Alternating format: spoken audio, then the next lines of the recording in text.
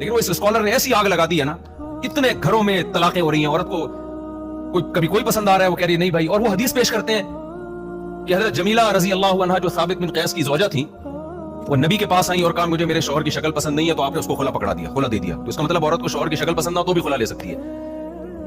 جب آپ قصائی سے آپریشن کرواؤ گے تو کیا آپ سمجھتے ہو کہ آپ کا زخم ٹھیک ہو جائے گا؟ اچھا جب میں بولا کروں نا تو آپ آگے سے جواب دیا کریں.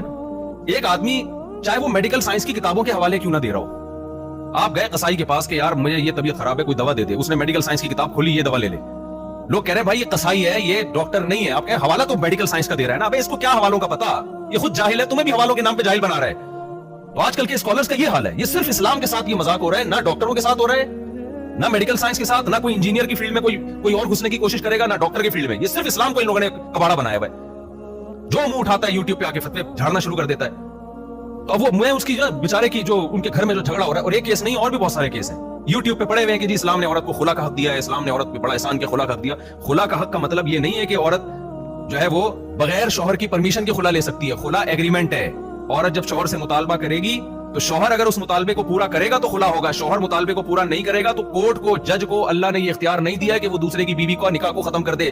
جج صرف اپنی بیوی کو طلاق دے سکتا ہے, دوسری کی بیویوں کو جج طلاق بولو نہیں دے سکتا. وہ جج کی بیوی تھوڑی ہے.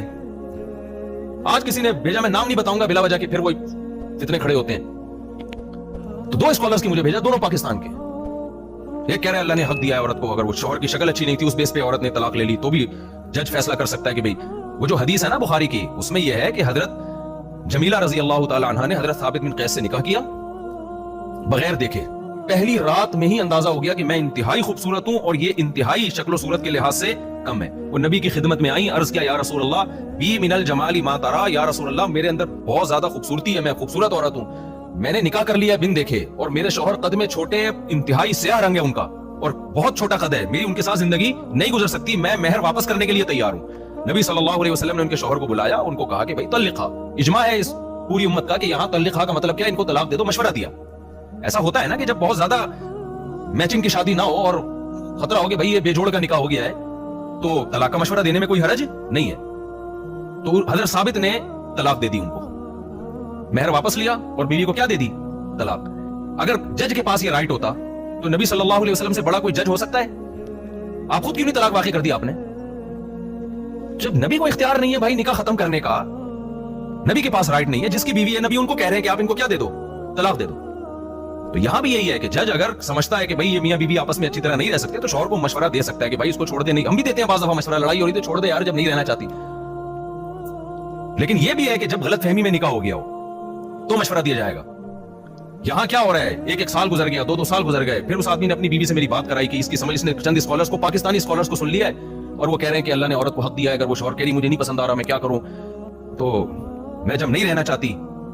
تو میں نے کہا دیکھیں یہ گرل فرینڈ اور بوائے فرینڈ میں فرق اور میاں بیوی میں یہی فرق ہے. گرل فرینڈ اور بوائے فرینڈ میں جب دونوں چاہیں بریک اپ بولو نا ہو سکتا ہے. ایسے اندھا دھند اگر, اور شریعت نے مرد کو یہ رائٹ دیا کہ وہ چھوڑ سکتا ہے بیوی, لیکن اس پر بھی کچھ پابندیاں لگائی ہیں کہ پاکی کے حالت میں ایک طلاق دی جائے, پھر دوسری طلاق اگلے طہر میں دی جائے.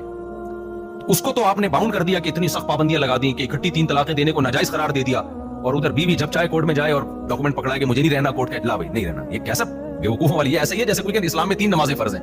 اتنی بڑی بڑی مسٹیک آج کے یوٹیوب کے اسکالرز کر رہے ہیں اور وہ خلا کی آیتیں پیش کر رہے ہیں, حالانکہ ان آیتوں کا ترجمہ بھی ان بیچاروں کو نہیں آتا.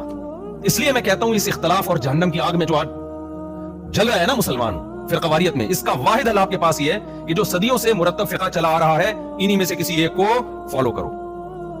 تو اس ملک میں جو فقہ رائج ہے بھائی, تو اس میں سے کسی ایک کو غیر مسلم دباغل ہو تو اس کو بتا دیا جائے بھائی ہمارے یہاں 4 مکاتب فکر ہے, چاروں ٹھیک ہے, کیونکہ یہ ان کے درمیان جو اختلاف ہے یہ اختلاف صحابہ کے درمیان بھی موجود تھا اور نبی نے اس اختلاف پر نکیر اور مذمت نہیں فرمائی. 4 مکاتب فکر ٹھیک ہے بھائی, تو آپ جس کو چاہو فالو کر لو, اور ظاہر ہے وہ اسی کو فالو کرے گا جو اس ملک میں رائج ہوگا. عام طور پر اس کو فالو کرتا ہے جس کے ہاتھ میں انسان مسلمان ہوتا ہے, اس پہ زیادہ اعتماد ہوتا ہے. چلو جی, جہاں جہاں دنیا میں حنفی گئے ہیں تو جو مسلمان ہوئے وہ حنفی تھے خود بخود, جہاں شافی لوگ گئے وہاں جو مسلمان ہوئے کیا تھے وہ شافی تھے, وہ بھی ٹھیک ہے.